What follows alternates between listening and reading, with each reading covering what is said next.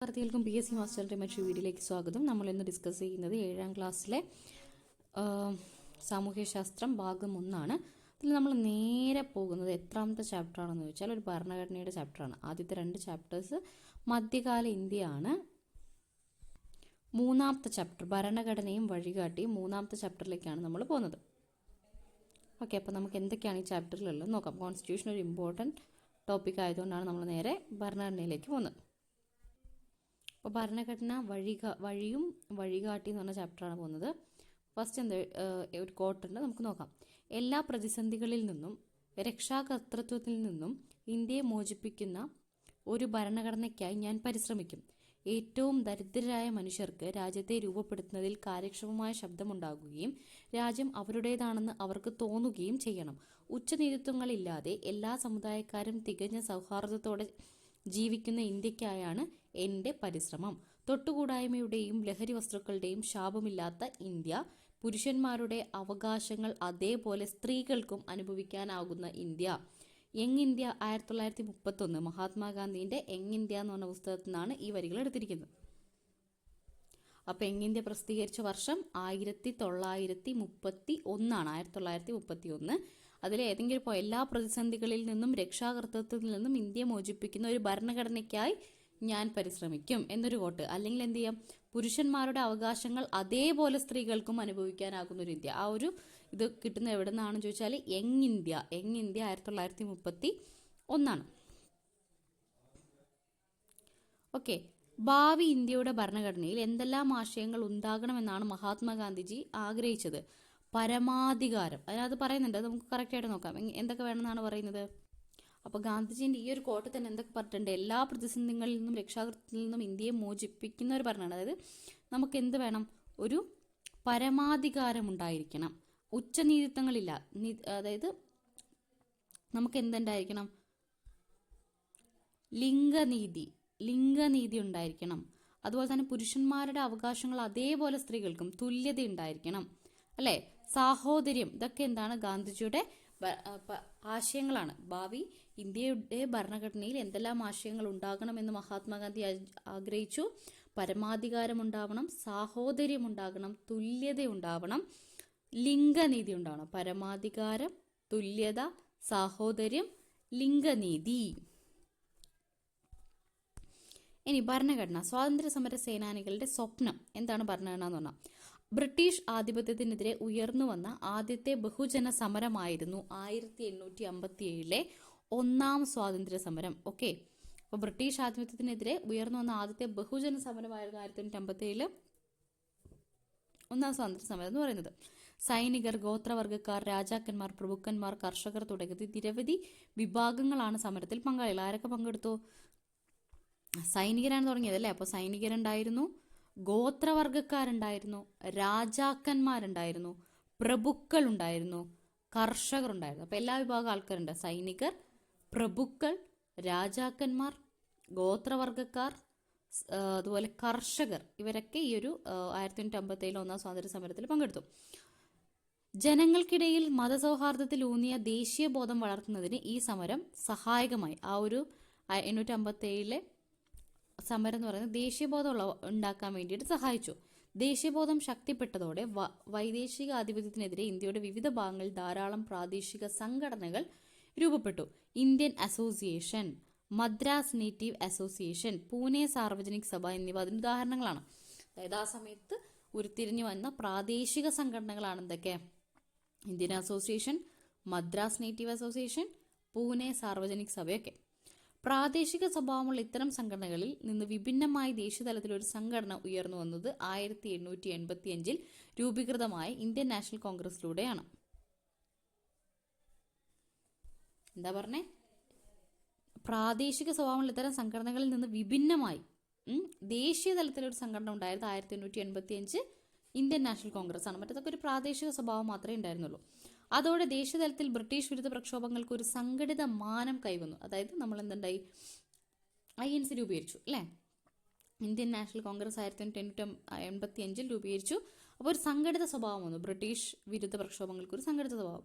ഇന്ത്യയിലെ വിവിധ ജനവിഭാഗങ്ങളുടെ പ്രശ്നങ്ങൾ അധികാരികളുടെ ശ്രദ്ധയിൽപ്പെടുത്തുക, ജാതി മത പ്രാദേശിക ചിന്തകൾക്ക് അതീതമായി ജനങ്ങൾക്കിടയിൽ ദേശീയ ബോധം വളർത്തുക തുടങ്ങിയവയായിരുന്നു INCയുടെ ലക്ഷ്യം. എന്തൊക്കെയായിരുന്നു? ജാതി മത പ്രാദേശിക ചിന്തകൾക്ക് അതീതമായി ഒരു ദേശീയ ബോധം വളർത്തുക. ജാതി മതമൊന്നുമല്ല, ഒരു ദേശീയ ബോധം വളർത്തുക. അതുപോലെ തന്നെ എന്താണ്? ജനവിഭാഗങ്ങളുടെ പ്രശ്നങ്ങൾ അധികാരികളുടെ ശ്രദ്ധയിൽപ്പെടുത്തുക എന്നതായിരുന്നു നമ്മുടെ INCന്റെ പ്രധാന ലക്ഷ്യം. വിദേശ ഭരണം അവസാനിപ്പിക്കുക എന്നത് മാത്രമല്ല, മെച്ചപ്പെട്ട സാമൂഹിക രാഷ്ട്രീയ ജീവിതം ഓരോ ഇന്ത്യക്കാരനും ഉറപ്പാക്കുക എന്നതും സ്വാതന്ത്ര്യ സമര പ്രസ്ഥാനത്തിന്റെ പ്രധാന ലക്ഷ്യങ്ങളിൽ ഒന്നായിരുന്നു. അതായത് INCന്റെ പ്രധാന ലക്ഷ്യം എന്ത് മാത്രമല്ല, വിദേശ ഭരണം അവസാനിപ്പിക്കുക എന്നത് മാത്രമല്ല, സാമൂഹിക രാഷ്ട്രീയ ജീവിതം, മെച്ചപ്പെട്ടൊരു സാമൂഹ്യ രാഷ്ട്രീയ ജീവിതം എല്ലാ ഇന്ത്യക്കാരനും ഉറപ്പാക്കുക എന്നതും കൂടിയാണ്. ഓക്കെ, സമരത്തിന്റെ ഓരോ ഘട്ടത്തിലും തീവ്രദേശീയവാദം ഉൾപ്പെടെ നേതൃത്വത്തിന് വ്യത്യസ്ത കാഴ്ചപ്പാടുകൾ, അതായത് മിതവാദികളുണ്ടായിരുന്നു, തീവ്രവാദികളുണ്ടായിരുന്നു, വ്യത്യസ്ത കാഴ്ചപ്പാടുകൾ ഉണ്ടായിരുന്നുവെങ്കിലും ചില അടിസ്ഥാന ആശയങ്ങളും മൂല്യങ്ങളും ഉയർത്തിപ്പിടിച്ചുകൊണ്ടിരുന്നു ദേശീയ പ്രസ്ഥാനം മുന്നോട്ട് പോയിരുന്നത്. ഗാന്ധിജിയുടെ വരവോടുകൂടിയാണ് സ്വാതന്ത്ര്യ സമര പ്രസ്ഥാനത്തിന് ബഹുജന സ്വഭാവം കൈവന്നത്. ഗാന്ധിജിയുടെ സ്വാധീനം സാമൂഹിക നീതിയിൽ അധിഷ്ഠിതമായ ജനാധിപത്യം എന്ന ആവശ്യം ശക്തമാക്കി. ദേശീയ പ്രസ്ഥാനം മുന്നോട്ട് വച്ച സ്വാതന്ത്ര്യം, സാമൂഹ്യ നീതിയിൽ അധിഷ്ഠിതമായ സമത്വം, സാഹോദര്യം, മതസൗഹാർദ്ദം എന്നീ ആശയങ്ങളും മൂല്യങ്ങളുമാണ് നമ്മുടെ ഭരണഘടനയുടെ അടിത്തറയാകേണ്ടതെന്ന് നേതാക്കൾ ആഗ്രഹിച്ചു. എന്തൊക്കെയാ പറഞ്ഞേ? ദേശീയ പ്രസ്ഥാനം മുന്നോട്ട് വെച്ച സ്വാതന്ത്ര്യം, സാമൂഹ്യ നീതിയിൽ അധിഷ്ഠിതമായ സമത്വം, മതസൗഹാർദ്ദം എന്നീ ആശയങ്ങളും മൂല്യങ്ങളുമാണ് നമ്മുടെ ഭരണഘടനയുടെ അടിത്തറയാകേണ്ടത്. ഓക്കെ, ഭരണഘടന. എന്നിട്ടാണ് നമ്മൾ ഭരണഘടനയിലേക്ക് പോകുന്നത്. ഭരണഘടനയാണ് ഈ ചാപ്റ്റർ നമ്മൾ പറഞ്ഞെന്താ? ഫസ്റ്റ് നമ്മൾ 1857 വിപ്ലവം, അതാണ് ആദ്യത്തെ ഒരു സംഘടിത സ്വഭാവം ഉള്ളത്. അതിൽ ആരൊക്കെ പങ്കെടുത്തു? കർഷകരും അതുപോലെ തന്നെ ഗോത്രവർഗ്ഗക്കാരും സൈനികരും രാജാക്കന്മാരും പ്രഭുക്കന്മാരും ഒക്കെ പങ്കെടുത്തു എന്ന് പറഞ്ഞു. പിന്നെ നമ്മൾ പറഞ്ഞു അത് കഴിഞ്ഞിട്ടാണ് ഇങ്ങനെ ഒരു സംഘടിത സ്വഭാവം വന്നത്. അങ്ങനെ ഓരോ പ്രാദേശിക സംഘടനകളായ Madras native association, Indian association, Pune Sarvajanik സഭയൊക്കെ രൂപം കൊണ്ടു. അതും കഴിഞ്ഞ് ദേശീയ തലത്തിൽ ഒരു സംഘടിത സ്വഭാവം വന്നത് 1885 INC രൂപീകരിച്ചപ്പോഴാണ്. ഇന്ത്യൻ നാഷണൽ കോൺഗ്രസ്, അതിന്റെ തലപ്പത്ത് മിതവാദികളും തീവ്രവാദികളും ഒക്കെ ഒന്നെങ്കിലും അതിന്റെ ഒരു ആശയം അത് ഉയർത്തിപ്പിടിച്ചു. മെയിനായിട്ടുള്ള അതിന്റെ ലക്ഷ്യം എന്താ? ഒന്ന്, ജനങ്ങളുടെ അഭിപ്രായങ്ങളിൽ, ജനങ്ങളുടെ ആവശ്യങ്ങൾ എന്ത് ചെയ്യുക, നമ്മൾ അധികാരികളിൽ എത്തിക്കുക. അതുപോലെ തന്നെ ഒരു ദേശീയ ബോധം ഉണ്ടാക്കുക. അതുപോലെ ഈ ബ്രിട്ടീഷ് ഭരണം അല്ലെങ്കിൽ വിദേശ ഭരണം അവസാനിപ്പിക്കുക എന്ന് മാത്രമല്ല, ഒരു മെച്ചപ്പെട്ട സാമൂഹിക രാഷ്ട്രീയ ജീവിതം ഓരോ ഇന്ത്യക്കാരനും ഉറപ്പാക്കുക എന്നതൊക്കെയായിരുന്നു INCയുടെ ലക്ഷ്യം.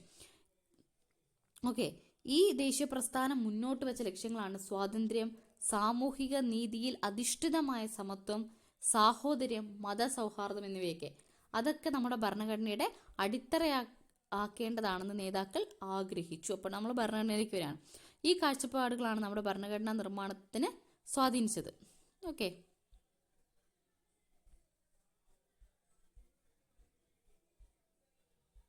ഇനി ഭരണഘടനയുടെ മുൻഗാമി.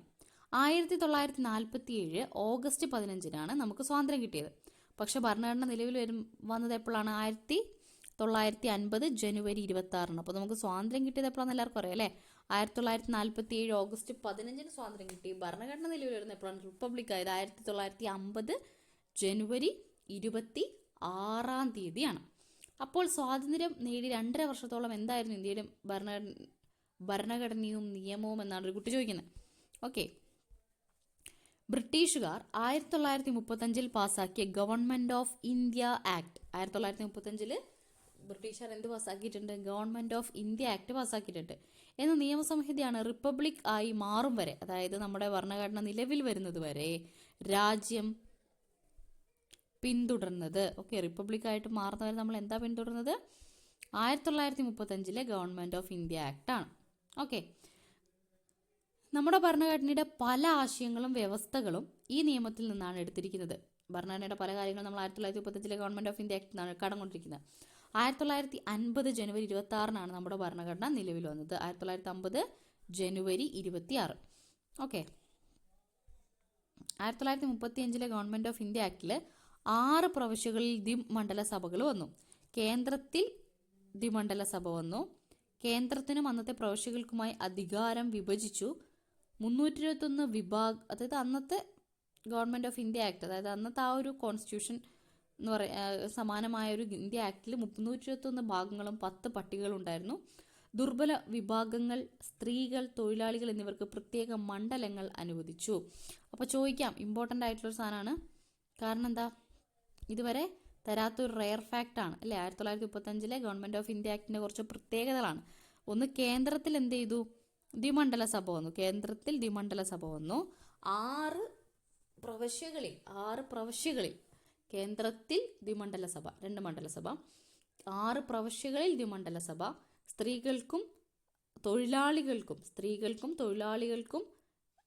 ദുർബല വിഭാഗങ്ങൾക്കും സ്ത്രീകൾക്കും തൊഴിലാളികൾക്കും പ്രത്യേക മണ്ഡലങ്ങൾ അനുവദിച്ചു. കേന്ദ്രത്തിനും അന്നത്തെ പ്രവിശ്യകൾക്കും അധികാരം വിഭജിച്ച് നൽകി. 6 പ്രവിശ്യകൾക്ക് ദ്വിമണ്ഡല സഭ, കേന്ദ്രത്തിൽ ദ്വിമണ്ഡല സഭ, കേന്ദ്രത്തിനും പ്രവിശ്യകൾക്കും എന്ത് ചെയ്തു, അധികാര വിഭജനം നൽകി. എത്ര പട്ടിക? 10 പട്ടിക, 321 വിഭാഗങ്ങൾ. 10 പട്ടിക 321, 3, 2, 1 ബാക്കോട്ട് 321 ഭാഗങ്ങളും ഉണ്ടായിരുന്നു. ഓക്കെ, ഒന്നും കൂടി പറയാം. 1935 ഗവൺമെൻറ് ഓഫ് ഇന്ത്യ ആക്ടാണ് നമുക്ക് ഭരണഘടന നിലവിൽ വരുന്നവരെ നമ്മൾ ഭരണഘടനയായിട്ട്, അല്ലെങ്കിൽ നമ്മൾ അതിൻ്റെ ഇതിലാണ് നമ്മൾ നിയമങ്ങൾ എടുത്തിരുന്നത്. അപ്പോൾ അതിൻ്റെ പ്രത്യേകത 321 വിഭാഗങ്ങളും 10 പട്ടികയും ഉണ്ടായിരുന്നു. ദ്വിമണ്ഡല സഭ, കേന്ദ്രത്തിൽ ദ്വിമണ്ഡല സഭ, 6 പ്രവിശ്യയിൽ ദ്വിമണ്ഡല സഭ, കേന്ദ്രത്തിലും പ്രവിശ്യകളിലും അധികാര വിഭജനം, സ്ത്രീകൾക്കും ദുർബല വിഭാഗങ്ങൾക്കും അതുപോലെ തൊഴിലാളികൾക്കും പ്രത്യേക മണ്ഡലങ്ങൾ അനുവദിച്ചു. ഇനി ഭരണഘടനാ നിർമ്മാണത്തിലേക്ക് പോകണം. 1946 അധികാര കൈമാറ്റം ചർച്ച ചെയ്യുന്നതിനായി ഇന്ത്യ സന്ദർശിച്ച ക്യാബിനറ്റ് മിഷന്റെ പ്രധാന നിർദ്ദേശങ്ങളിൽ ഒന്നായിരുന്നു സ്വതന്ത്ര ഇന്ത്യക്കായുള്ള ഒരു നിയമസംഹിത. അപ്പോൾ ആരുടെ നിർദ്ദേശപ്രകാരമാണ് നമ്മൾ, ക്യാബിനറ്റ് മിഷന്റെ നിർദ്ദേശങ്ങൾ അനുസരിച്ചിട്ടായിരുന്നു നമ്മൾ സ്വതന്ത്ര ഇന്ത്യക്കായിട്ടൊരു നിയമസംഹിത ഉണ്ടാക്കാൻ വേണ്ടി, ആരുടെ നിർദ്ദേശപ്രകാരം, ക്യാബിനറ്റ് മിഷന്റെ ലക്ഷ്യം മുൻനിർത്തിയാണ് ഭരണഘടനാ നിർമ്മാണ സഭ. ഈ ക്യാബിനറ്റ് മിഷന്റെ നിർദ്ദേശപ്രകാരമാണ് ഭരണഘടനാ നിർമ്മാണ സഭ രൂപീകൃതമായത്. ഓക്കെ, ഭരണഘടനാ നിർമ്മാണ സഭയുടെ കുറച്ച് സവിശേഷതകൾ കൊടുത്തിട്ടുണ്ട്.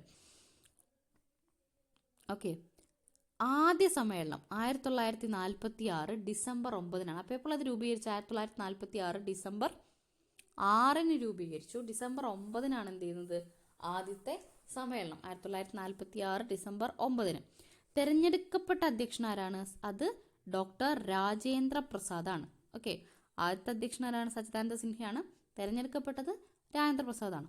ഭരണഘടന അംഗീകരിച്ച് ഒപ്പുവെച്ചത് 1949 നവംബർ 26. ഭരണഘടനാ ദിനം നവംബർ 26. 1949 നവംബർ 26-നാണ് ഭരണഘടന അംഗീകരിച്ച് ഒപ്പുവെച്ചത്. നിലവിൽ വന്നത് എപ്പോഴാണ്? 50 ജനുവരി 26. അന്നാണ് ഇന്ത്യ റിപ്പബ്ലിക് ആവുന്നത്. Drafting committee chairman doctor BR Ambedkar ആണ്. Drafting committee chairman. തെരഞ്ഞെടുക്കപ്പെട്ട അധ്യക്ഷനാരാണ്? രാജേന്ദ്ര പ്രസാദ് ആണ്. 2 വർഷം 11 മാസം 17 ദിവസമാണ് നിർമ്മാണ കാലയളവ്. 2 വർഷം 11 മാസം 17 ദിവസം. ഒന്നുകൂടി പറയാം. 1946 ഡിസംബർ 9-ന് ആദ്യ സമ്മേളനം ചേർന്നു. 2 വർഷവും 11 മാസവും 17 ദിവസവും നിറച്ച് ഭരണഘടനാ നിർമ്മാണ സഭയുടെ കാലാവധി. തിരഞ്ഞെടുക്കപ്പെട്ട അധ്യക്ഷൻ എന്ന് പറയുന്നത് ഡോക്ടർ രാജേന്ദ്ര പ്രസാദ് ആണ്. ഭരണഘടന അംഗീകരിച്ച് ഒപ്പുവെച്ചത് 1949 നവംബർ 26 ആണ്. എന്നാൽ ഭരണഘടന നിലവിൽ വരുന്ന റിപ്പബ്ലിക്കായ ദിവസമാണ് 50 ജനുവരി 26. ഇനി ഡ്രാഫ്റ്റിംഗ് കമ്മിറ്റി ചെയർമാൻ ആരാണ്? അത് ഡോക്ടർ BR അംബേദ്കർ ആണ്. ഇനി കുറ്റമറ്റ ഭരണഘടനയ്ക്കായി ലോകത്തിലെ ഏറ്റവും മികച്ച ഒന്നാകണം നമ്മുടെ ഭരണഘടന എന്ന ആഗ്രഹം അത് എഴുതി തയ്യാറാക്കിയാൻ നിയോഗിക്കപ്പെട്ട ഭരണഘടനാ നിർമ്മാണ സഭയ്ക്ക് ഉണ്ടായിരുന്നു. ഏറ്റവും ബെറ്റർ ആയിരിക്കണം. നമ്മുടെ ഭരണഘടനയുടെ മുഖ്യ ശില്പിയായ ഡോക്ടർ BR അംബേദ്കർ 60ഓളം രാജ്യങ്ങളിലെ ഭരണഘടനകൾ വിശദ പഠനത്തിന് വിധേയമാക്കുകയുണ്ടായി. മറ്റ് രാജ്യങ്ങളിൽ രൂപപ്പെട്ട ഭരണഘടനകളുടെ നല്ല വശങ്ങൾ നമ്മുടെ ഭരണഘടനയ്ക്കായി സ്വീകരിക്കുകയും അദ്ദേഹത്തിന്റെ ഉദ്ദേശം. ഇന്ത്യക്കുള്ള വൈവിധ്യം, ചരിത്ര പാരമ്പര്യം, സംസ്കാരം തുടങ്ങിയ കാര്യങ്ങൾ കൂടി പരിഗണിച്ചാണ് വിദേശ ഭരണഘടനകളിലെ ആശയങ്ങൾ നാം സ്വീകരിച്ചിരുന്നത്. ഓക്കെ, അപ്പം 60ഓളം രാജ്യങ്ങളുടെ ഭരണഘടനകൾ, എത്ര രാജ്യങ്ങളോളം?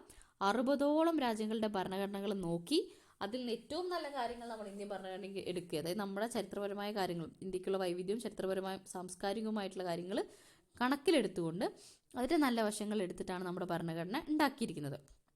ഓക്കെ, ലോകത്തെ ഏറ്റവും വലിയ എഴുതപ്പെട്ട ഭരണഘടനയാണ് ഇന്ത്യൻ ഭരണഘടന.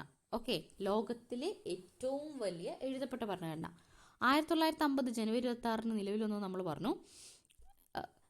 22 ഭാഗങ്ങളും 95 അനുച്ഛേദങ്ങളും 8 പട്ടികകളുമാണ് നിലവിൽ വരുമ്പോൾ ഉണ്ടായിരുന്നത്. എത്രയാണ്? 22 ഭാഗങ്ങളും 395 അനുച്ഛേദം. 22 ഭാഗങ്ങൾ 395 അനുച്ഛേദങ്ങൾ 8 പട്ടിക. 22 ഭാഗം 395 അനുച്ഛേദം 8 പട്ടികയായിരുന്നു ഭരണഘടന നിലവിൽ വരുമ്പോൾ ഉണ്ടായിരുന്നത്. ഇനി എന്തൊക്കെയാണ് നമ്മുടെ ഭരണഘടനയുടെ സവിശേഷതകൾ? ഓക്കെ, പാർലമെന്ററി ജനാധിപത്യ ഭരണം. രാജ്യത്തെ ഭരണാധികാരികളെ നിയമനിർമ്മാണ സഭകൾ നിയന്ത്രിക്കുന്നു. ഭരണാധികാരികളെ ആര് നിയന്ത്രിക്കുന്നു? നിയമനിർമ്മാണ സഭകൾ നിയന്ത്രിക്കുന്നു. അതാണ് പാർലമെന്ററി ജനാധിപത്യം എന്ന് പറയുന്നത്. പാർലമെന്ററി ജനാധിപത്യ ഭരണം എന്താണ്? രാജ്യത്തെ ഭരണാധികാരികളെ നിയമനിർമ്മാണ സഭകൾ നിയന്ത്രിക്കുന്നു. ജനങ്ങളുടെ പരമാധികാരം. രാഷ്ട്രത്തിന്റെ എല്ലാ അധികാരങ്ങളും ജനങ്ങളിൽ നിന്നാണ്. രാഷ്ട്രത്തിന്റെ എല്ലാ അധികാരങ്ങളും ജനങ്ങളിൽ നിന്നാണ്. ജനങ്ങളുടെ പരമാധികാരം. മൗലികാവകാശം. ഓരോ വ്യക്തിക്കും രാഷ്ട്രം ഉറപ്പുവരുത്തേണ്ട ചില അവകാശങ്ങളാണ് മൗലികാവകാശം. ഓരോ വ്യക്തിക്കും രാഷ്ട്രം ഉറപ്പു നൽകുന്ന അവകാശങ്ങളാണ് മൗലിക അവകാശം. മൗലിക കടമ. ഓരോ വ്യക്തിയും രാഷ്ട്രത്തോട് ചെയ്യേണ്ട ഉത്തരവാദിത്തങ്ങളാണ് മൗലിക കടമ. നമ്മൾ ചെയ്യേണ്ട ഉത്തരവാദിത്തങ്ങളാണ് എന്ത്? മൗലിക കടമ. മാർഗനിർദ്ദേശകത്വങ്ങൾ. സാമൂഹിക സാമ്പത്തിക അവകാശങ്ങൾ ഉറപ്പുവരുത്തുന്നതിനായി രാഷ്ട്രത്തിന് നൽകിയ നിർദ്ദേശങ്ങളാണ് മാർഗനിർദ്ദേശക തത്വങ്ങൾ. സാമൂഹിക സാമ്പത്തിക അവകാശങ്ങൾ ഉറപ്പുവരുത്തുന്നതിനായി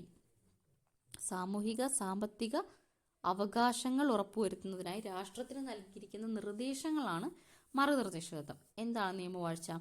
എല്ലാ പൗരനും നിയമത്തിന് വിധേയരാണ്. ആരും നിയമത്തിന് അതീതരല്ല. എല്ലാവരും നിയമത്തിന് വിധേയരാണ്, അതീതരല്ല എന്ന് പറയുന്നതാണ് നിയമവാഴ്ച. സാർവത്രിക പ്രായപൂർത്തി. നിശ്ചിത പ്രായം പൂർത്തിയായ എല്ലാവർക്കും വോട്ട് ചെയ്യുവാനുള്ള അവകാശമാണ് സാർവത്രിക പ്രായപൂർത്തി വോട്ടവകാശം. സ്വാതന്ത്ര്യവും നിഷ്പക്ഷവുമായ നീതിന്യായ വ്യവസ്ഥ. നിയമനിർമ്മാണ സഭ കാര്യനിർവഹണ വിഭാഗങ്ങളിൽ നിന്നും സ്വതന്ത്രമാക്കപ്പെട്ട കോടതി സംവിധാനം. അതാണ് സ്വതന്ത്രവും നിഷ്പക്ഷവുമായ നീതിന്യായ വ്യവസ്ഥ. കാര്യനിർവഹണ വിഭാഗത്തിൽ നിന്നും നിയമനിർമ്മാണ വിഭാഗത്തിൽ നിന്നും സ്വതന്ത്രമാക്കപ്പെട്ട കോടതി സംവിധാനമാണ് സ്വതന്ത്രവും നിഷ്പക്ഷവുമായ നീതിന്യായ വ്യവസ്ഥ. ഫെഡറലിസം. അധികാരം കേന്ദ്രത്തിനും സംസ്ഥാനങ്ങൾക്കുമായി വിഭജിക്കപ്പെട്ട സംവിധാനമാണ് ഫെഡറലിസം. എന്താണ് ഫെഡറലിസം? അധികാരം കേന്ദ്രത്തിനും സംസ്ഥാനങ്ങൾക്കുമായി വിഭജിക്കപ്പെടുന്ന സംവിധാനം. രാജ്യത്ത് ഒരൊറ്റ പൗരത്വമേ ഉള്ളൂ. അതാണ് ഏക പൗരത്വം. ഒറ്റ പൗരത്വം ഉള്ളതാണ്. ഇത്രയാണ് നമ്മുടെ സവിശേഷതകൾ. പാർലമെന്ററി ജനാധിപത്യം എന്ന് പറഞ്ഞാൽ എന്താ? രാജ്യത്തെ ഭരണാധികാരികളെ നിയമനിർമ്മാണ സഭകൾ നിയന്ത്രിക്കുന്നതാണ് പാർലമെന്ററി ജനാധിപത്യം. ജനങ്ങളാണ് പരമാധികാരി. എല്ലാ ജനങ്ങൾക്കും, പൗരന്മാർക്കും രാഷ്ട്രം ഉറപ്പു നൽകുന്ന അവകാശങ്ങളാണ് മൗലികാവകാശങ്ങൾ. രാഷ്ട്രത്തോട് ജനങ്ങൾ ചെയ്യേണ്ട കടമയാണ് മൗലിക കടമ. സാമൂഹ്യവും സാമ്പത്തികവുമായ ചില അവകാശങ്ങൾ ഉറപ്പുവരുത്തുന്നതിനായി രാഷ്ട്രത്തിന് നൽകിയിരിക്കുന്ന നിർദ്ദേശങ്ങളാണ് മാർഗനിർദ്ദേശക തത്വങ്ങൾ. നിയമവാഴ്ച. എല്ലാവരും നിയമത്തിൽ എന്താണ്? വിധേയരാണ്. ആരും നിയമത്തിന് അതീതരല്ല. ഒരു നിശ്ചിത പ്രായമായി കഴിഞ്ഞാൽ എന്ത് ചെയ്യാം? എല്ലാവർക്കും വോട്ട് ചെയ്യാം. സ്വതന്ത്ര നിഷ്പക്ഷവുമായ നീതിന്യായ വ്യവസ്ഥ എന്ന് പറഞ്ഞാൽ എന്താണ്? കാര്യനിർവഹണ വിഭാഗത്തിൽ നിന്നും നിയമനിർമ്മാണ വിഭാഗത്തിൽ നിന്നും വേറിട്ട നീതിന്യായ സംവിധാനം അല്ലെങ്കിൽ കോടതി സംവിധാനം. ഇനി ഫെഡറലിസം എന്ന് പറഞ്ഞാൽ എന്താണ്? ഫെഡറലിസം കേന്ദ്രത്തിനും സംസ്ഥാനങ്ങൾക്കുമായി അധികാരം വിഭജിക്കപ്പെട്ടിരിക്കുന്ന സംവിധാനമാണ് ഫെഡറലിസം. രാജ്യത്തെ ഒരൊറ്റ പൗരത്വമേ ഉള്ളൂ. സംസ്ഥാനങ്ങൾക്കായി പ്രത്യേക പൗരത്വമില്ല. അതാണ് ഏക പൗരത്വം. നിയമങ്ങളുടെ ഉറവിടം. നമ്മുടെ ഭരണഘടന രാഷ്ട്രത്തിന്റെ അടിസ്ഥാന നിയമസംഹിതയാണ്. ഭരണഘടനയാണ് നമ്മുടെ രാഷ്ട്രത്തിന്റെ അടിസ്ഥാന നിയമസംഹിത. ഭരണഘടനാ വ്യവസ്ഥകൾക്ക് അനുസൃതമായി മാത്രമേ കേന്ദ്ര സംസ്ഥാന സർക്കാരുകൾക്ക് ഏതൊരു നിയമവും നിർമ്മിക്കാൻ കഴിയും. സർക്കാരുകൾക്ക് നിയമങ്ങൾ നിർമ്മിക്കാനും നടപ്പിലാക്കാനും കഴിയുന്ന അതിരുകൾ ഭരണഘടന നിർവചിച്ചു നൽകുന്നു എന്നർത്ഥം. നിയമത്തിന്റെ വ്യവസ്ഥ എന്ന നിലയിലും സ്രോതസ് എന്ന നിലയിലും പരമോന്നത സ്ഥാനമാണ് ഭരണഘടനയ്ക്കുള്ളത്. അപ്പോൾ നിയമങ്ങളുടെ ഉറവിടം എന്ന് പറയുന്നത് നമ്മുടെ ഭരണഘടന രാഷ്ട്രത്തിന്റെ അടിസ്ഥാന നിയമസംഹിതയാണ്. ഭരണഘടനാ വ്യവസ്ഥകൾക്ക് അനുസൃതമായി മാത്രമേ കേന്ദ്ര സംസ്ഥാന സർക്കാരുകൾ ഏതൊരു നിയമവും നിർമ്മിക്കാൻ കഴിയൂ. അപ്പോൾ ഭരണഘടന വ്യവസ്ഥകൾക്കനുസരിച്ച് മാത്രമേ നമ്മുടെ രാജ്യത്ത് എന്ത് ചെയ്യാൻ പറ്റുള്ളൂ? ഒരു നിയമം നിർമ്മിക്കാൻ കഴിയുള്ളൂ. സർക്കാരുകൾക്ക് നിയമങ്ങൾ നിർമ്മിക്കാനും നടപ്പിലാക്കാനും കഴിയുന്ന അതിരുകൾ ഭരണഘടന നിർവചിച്ചു നൽകുന്നു എന്നർത്ഥം. അവർക്ക് നിയമങ്ങൾ നിർമ്മിക്കാൻ നടപ്പിലാക്കാൻ വേണ്ടി അതിര് ആര് വെച്ചിട്ടുണ്ട്? ഭരണഘടന വെച്ചിട്ടുണ്ട്. നിയമത്തിന്റെ വ്യവസ്ഥ എന്ന നിലയിലും സ്രോതസ് എന്ന നിലയിലും പരമോന്നത സ്ഥാനമാണ് ഭരണഘടനയ്ക്കുള്ളത്. ഓക്കെ, നിയമത്തിന്റെ വ്യവസ്ഥ എന്ന നിലയിലും സ്രോതസ് എന്ന നിലയിലും പരമോന്നത സ്ഥാനമാണ് ഭരണഘടനയ്ക്കുള്ളത്. പോക്സോ ആക്ട് 2012 പോക്സോ ആക്ട് എപ്പോഴാണ്? 2012. ലൈംഗിക കുറ്റകൃത്യങ്ങളിൽ നിന്നും കുട്ടികളെ സംരക്ഷിക്കുന്ന നിയമമാണ് പോക്സോ ആക്ട് 2012. അപ്പം എന്താണ് പറയുന്നത്? കുട്ടികൾക്ക് നേരെ നടക്കുന്ന ലൈംഗിക അതിക്രമങ്ങൾ തടയുവാനും കുറ്റവാളികൾക്ക് തക്ക ശിക്ഷ ഉറപ്പാക്കുവാനും 1989 കുട്ടികളുടെ അവകാശ ഉടമ്പടി ലക്ഷ്യം വെക്കുന്നു. അപ്പോൾ കുട്ടികളുടെ അവകാശ ഉടമ്പടി എപ്പോഴാണ്? ഇവന്റെ 1989 അതിക്രമങ്ങൾ തടയാനും കുറ്റവാളികൾക്ക് തക്ക ശിക്ഷ നൽകാനും 89 കുട്ടികളുടെ അവകാശ ഉടമ്പടി ലക്ഷ്യം വെക്കുന്നുണ്ട്. ഇന്ത്യൻ ഭരണഘടന ഉറപ്പു നൽകുന്ന അവകാശങ്ങൾ ലിംഗഭേദമില്ലാതെ നടപ്പാക്കാനും ബാലസൗഹൃദ നടപടികൾ ഉൾക്കൊള്ളിച്ചുകൊണ്ടും നിലവിൽ വന്ന നിയമമാണ് പോക്സോ. പോക്സോന്റെ ഫുൾ ഫോം എന്താണ്? Protection of children from sexual offences act 2012. Protection of children from sexual offences act. Protection of children from sexual offences act 2012. 18 വയസ്സിന് താഴെയുള്ള ഏതൊരാളെയും കുട്ടിയായി നിയമം പരിഗണിക്കുന്നു. ലൈംഗിക അതിക്രമ കേസുകൾ ഉണ്ടായാൽ അവ റിപ്പോർട്ട് ചെയ്യേണ്ടത് വകുപ്പ് 19 പ്രകാരം സ്പെഷ്യൽ ജുവനൈൽ പോലീസ് യൂണിറ്റോ ലോക്കൽ പോലീസോ ആണെന്ന് നിയമത്തിൽ വിവരിക്കുന്നു. അപ്പോൾ ലൈംഗിക അതിക്രമ കേസുകൾ ഉണ്ടായാൽ റിപ്പോർട്ട് ചെയ്യേണ്ട വകുപ്പ് എത്രയാണ്? വകുപ്പ് 19 പ്രകാരമാണ്. ലൈംഗിക അതിക്രമ കേസുകൾ ഉണ്ടായാൽ റിപ്പോർട്ട് ചെയ്യേണ്ടത് വകുപ്പ് 19 പ്രകാരം സ്പെഷ്യൽ ജുവനൈൽ പോലീസോ യൂണിറ്റോ അല്ലെങ്കിൽ ലോക്കൽ പോലീസോ ആണ്. സ്പെഷ്യൽ ജുവനൈൽ പോലീസോ അല്ലെങ്കിൽ ലോക്കൽ പോലീസോ. വകുപ്പ് 19 പ്രകാരം സ്പെഷ്യൽ ജുവനൈൽ പോലീസ് അല്ലെങ്കിൽ ലോക്കൽ പോലീസോ ആണ് റിപ്പോർട്ട് ചെയ്യേണ്ടത് എന്ന് നിയമത്തിൽ വിവരിക്കുന്നു. പോക്സോ കേസുകൾ കൈകാര്യം ചെയ്യുന്ന ഉദ്യോഗസ്ഥനെ child welfare police officer. POCSO case കൈകാര്യം ചെയ്യുന്ന ഓഫീസർ അറിയപ്പെടുന്നത് child welfare police officer. Child CWPO, CPO അല്ല, CWPO, child welfare police officer എന്നാണ്. കേരള സംസ്ഥാന ബാലാവകാശ കമ്മീഷൻ പോക്സോ നിയമത്തിന്റെ 44 വകുപ്പ് പ്രകാരം നിരീക്ഷണ സംവിധാനം ഒരുക്കിയിട്ടുണ്ട്. പോക്സോ മോണിറ്ററിംഗ് സെൽ 44 വകുപ്പ് പ്രകാരം ബാലാവകാശ കമ്മീഷൻ, കേരള സംസ്ഥാന ബാലാവകാശ കമ്മീഷൻ പോക്സോ നിയമത്തിന്റെ 44 വകുപ്പ് പ്രകാരം നിരീക്ഷണ സംവിധാനം ഒരുക്കിയിട്ടുണ്ട്. ഓക്കെ, അപ്പോൾ 19 വകുപ്പ് വരെ റിപ്പോർട്ട് ചെയ്യുന്നത് അത് ഒന്നെങ്കിൽ സ്പെഷ്യൽ ജുവനൈൽ പോലീസ് യൂണിറ്റോ അല്ലെങ്കിൽ ലോക്കൽ പോലീസോ. ചൈൽഡ് വെൽഫെയർ പോലീസ് ഓഫീസറാണ് ഇത് കൈകാര്യം ചെയ്യുന്ന ഓഫീസർ അറിയപ്പെടുന്നത്. അതുപോലെ തന്നെ കേരള സംസ്ഥാന ബാലാവകാശ കമ്മീഷൻ പോക്സോ നിയമത്തിന്റെ 44 വകുപ്പ് പ്രകാരം നിരീക്ഷണ സംവിധാനം പോക്സോ മോണിറ്ററിംഗ് സെല്ല് ഒരുക്കിയിട്ടുണ്ട്. പോക്സോ പ്രതിക്ക് എന്താണ്? കഠിന ശിക്ഷയാണ് നിയമവ്യവസ്ഥ ചെയ്യുന്നത്. ഇനി ഒരു ചിത്രം കൊടുത്തിട്ടുണ്ട്. 1950 ജനുവരി 26 ഇന്ത്യൻ ഭരണഘടന നിലവിൽ വന്നു. ഫസ്റ്റ് ട്രെയിൻ സ്റ്റാർട്ട് ചെയ്തല്ലേ? 50 ജനുവരി 26 എന്ത് ചെയ്തു? ഭരണഘടന നിലവിൽ വന്നു. 51 ഒന്നാം ഭേദഗതി. അപ്പോൾ ഭരണഘടനയുടെ ഒന്നാമത്തെ ഭേദഗതി എപ്പോഴാണ്? 1951 ആ ഒന്നാം ഭേദഗതിയിൽ പട്ടിക ആദ്യം നമ്മൾ നിലവിൽ വരുന്ന സമയത്ത് 8 പട്ടികയാണ്, 22 ഭാഗങ്ങളാണ്, 395 അനുച്ഛേദങ്ങളാണ് നമ്മൾ നേരത്തെ പറഞ്ഞു. ആ 8 പട്ടിക എന്നുള്ളത് 9 പട്ടികയായി മാറി. ഓക്കെ, 50 ജനുവരി 26 നിലവിൽ വന്ന ഭരണഘടന 51 ഒന്നാമത് ഭേദഗതി ചെയ്ത് പട്ടിക 9 മാറ്റി. അപ്പോൾ ഒന്നാം ഭേദഗതി 51. ഓക്കെ, ഇനി പിന്നെ പറയുന്നത് എന്താണ്? 42ാം ഭേദഗതി, 42ാമത് ഭേദഗതി വരുത്തി 1976. 42ാം ഭേദഗതി എപ്പോഴാണ്? 1976 മതേതരത്വം, സോഷ്യലിസം, അഖണ്ഡത എന്നിവ കൂട്ടിച്ചേർത്തു. അപ്പം ആമുഖത്തിൽ മതേതരത്വം, സോഷ്യലിസം, അഖണ്ഡത കൂട്ടിച്ചേർത്ത എത്രാമത്തെ ഭരണഘടനാ ഭേദഗതിയിലൂടെയാണ്? 42ാം ഭരണഘടനാ ഭേദഗതിയിലൂടെയാണ്. 1976 മതേതരത്വം, അഖണ്ഡത, സോഷ്യലിസം. മതേതരത്വം, അഖണ്ഡത, സോഷ്യലിസം എന്നിവ ആമുഖത്തിൽ കൂട്ടിച്ചേർക്കുന്നത് 42ാം ഭരണഘടനാ ഭേദഗതി 1976. ഇനി 73, 74 ഭേദഗതി. 73, 74 ഭേദഗതി 1992. 1992 73, 74 ഭേദഗതി. പഞ്ചായത്തി രാജ്, നഗരപാലിക എന്നീ നിയമം വന്നു. 73, 74 ഭേദഗതി 1992 പഞ്ചായത്ത് നഗരപാലിക നിയമം നിലവിൽ വന്നു. 44ാം ഭേദഗതി 78 സ്വത്തവകാശം മൗലികാവകാശത്തിൽ നിന്നും അല്ലാതെയായി. സ്വത്തവകാശം എടുത്തു കളഞ്ഞു. മൗലികാവകാശം അല്ല, വെറും നിയമാവകാശമാണെന്ന് പറഞ്ഞിട്ട് അത് മാറ്റിയതാണ് 1978 44ാം ഭേദഗതി. ജസ്റ്റ് ഒരു ടേബിൾ നിന്നാണ് ഇനി 86-ലെ ഭേദഗതി 2002 വിദ്യാഭ്യാസം മൗലിക അവകാശമാക്കി മാറ്റിയ ഭേദഗതിയാണ് 86-ാം ഭേദഗതി. വിദ്യാഭ്യാസം മൗലിക അവകാശമാക്കി 2002. ഓക്കെ. ഇനി 101-ാം ഭേദഗതി GST ചരക്ക് സേവന നികുതി 2016 GST വന്നത് 101-ാം ഭരണഘടനാ ഭേദഗതി. അപ്പം അത്രയും ഭേദഗതികൾ വന്നിട്ടുണ്ടെന്ന് ജസ്റ്റ് ഒരു നാഴികക്കല്ല് പോലെ കാണിക്കുകയാണ്. അപ്പം 50-ൽ നിലവിൽ വന്ന ഭരണഘടന 51-ൽ തന്നെ എന്ത് ചെയ്തിട്ടുണ്ട്, 1-ാം ഭേദഗതി വരുത്തി 9 പട്ടികയാക്കിയിട്ടുണ്ട്. പിന്നെ 1976-ൽ 42-ാം ഭേദഗതിയിലൂടെ ആമുഖത്തിൽ എന്തൊക്കെ സോഷ്യലിസം, അഖണ്ഡത, മതേതരത്വം എന്നീ വാക്കുകൾ കൂട്ടിച്ചേർത്തിട്ടുണ്ട്. പിന്നെ 44-ാം ഭേദഗതി 1978-ൽ സ്വത്തവകാശം എന്തായി, മൗലിക അവകാശം അല്ലാതെയായി മാറി. 1978-ലെ 44-ാം ഭരണഘടനാ ഭേദഗതിയിലൂടെ സ്വത്തവകാശം മൗലികാവകാശം അല്ലാതെയായി മാറി. 73-74-ാം ഭേദഗതി 1992-ൽ നഗരപാലിക പഞ്ചായത്ത് രാജ് നഗരപാലിക നിയമം നിലവിൽ വന്നു. ഇനി 86-ാം ഭേദഗതി 2002, 86-ാം ഭേദഗതി 2002-ല് വിദ്യാഭ്യാസം മൗലികാവകാശമായി മാറി.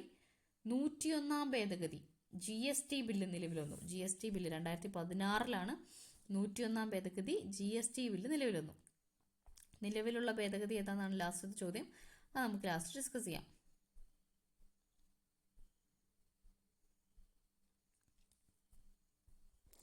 കാലാനുസൃതമായ മാറ്റങ്ങൾ വരുത്താവുന്ന ഒന്നാണ് നമ്മുടെ ഭരണഘടന. മാറുന്ന സാമൂഹിക ആവശ്യങ്ങൾ പരിഗണിച്ച് ഭരണഘടനയിൽ മാറ്റങ്ങൾ വരുത്തുന്ന പ്രക്രിയയാണ് ഭരണഘടനാ ഭേദഗതി. അപ്പം എങ്ങനെയെല്ലാം ഭരണഘടനാ ഭേദഗതി വരുത്താമെന്ന് ഭരണഘടന തന്നെ വിശദീകരിക്കുന്നത് 368-ാം വകുപ്പ് പ്രകാരം. അപ്പോൾ ഭരണഘടനാ ഭേദഗതിയെ പറ്റി പറയുന്ന ആർട്ടിക്കിളാണ് 368. അത് ഭരണഘടനാ ഭേദഗതി ചെയ്യാനുള്ള അധികാരം ആർക്കാണ്? പാർലമെന്റിനാണ്. 368-ാം വകുപ്പ് പ്രകാരം ഭരണഘടനാ ഭേദഗതി ചെയ്യാനുള്ള അധികാരം പാർലമെന്റിനാണ്. എന്നാൽ ഭരണഘടനയുടെ അടിസ്ഥാന ഘടന ഭേദഗതി ചെയ്യാൻ പാടുള്ളതല്ല. ഭരണഘടനയുടെ അടിസ്ഥാന ഘടന എന്ത് ചെയ്യാൻ പാടില്ല? ഭേദഗതി ചെയ്യാൻ പാടുള്ളതല്ല.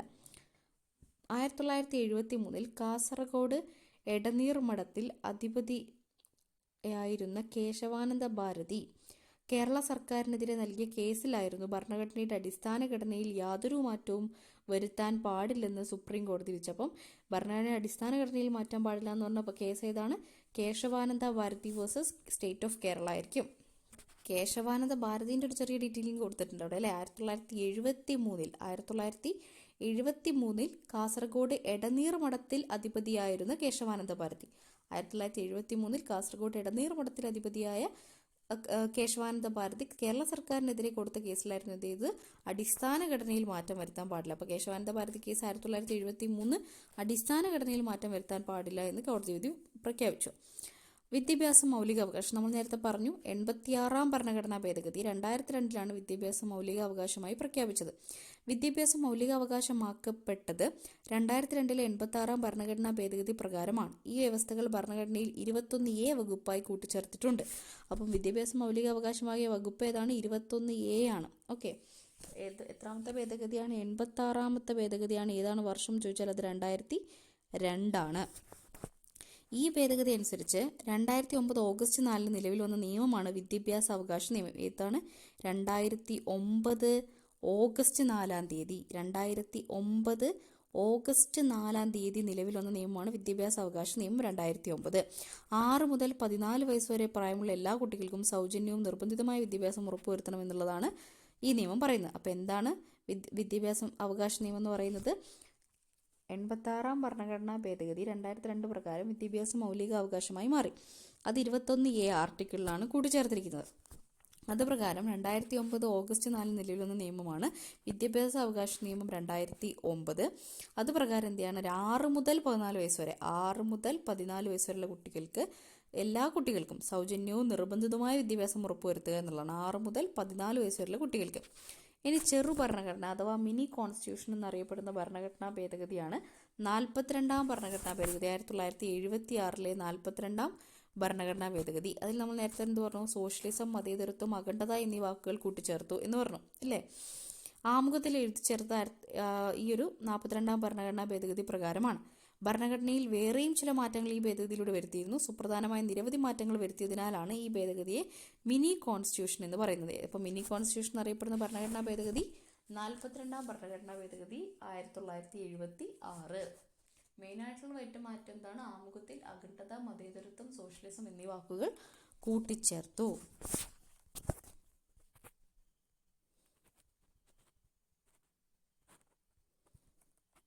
ഓക്കെ, വ്യത്യസ്ത താല്പര്യങ്ങളുള്ള സമൂഹമാണ് നമ്മുടേത്. എങ്കിലും പൊതു നിയമങ്ങൾ അനുസരിക്കാൻ എല്ലാവരും ഭരണഘടനാപരമായി ബാധ്യസ്ഥരാണ്.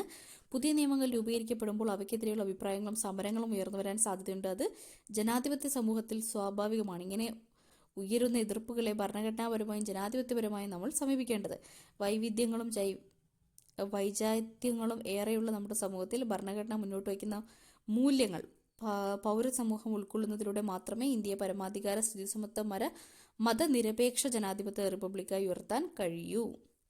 ഇത്രയാണ് ഈ ഒരു ചാപ്റ്ററിൽ പറയുന്നത്.